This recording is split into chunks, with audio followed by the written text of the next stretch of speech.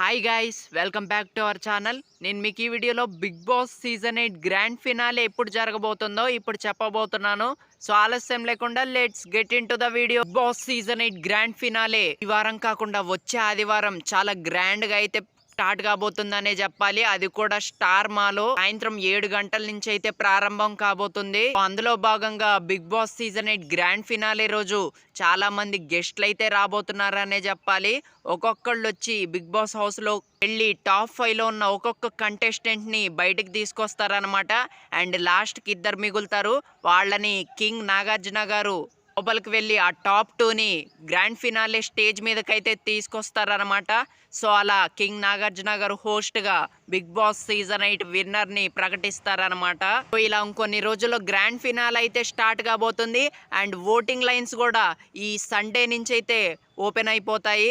మరి మీ favourite contestant కి అయితే మీరు ఓట్ వేసుకోండి.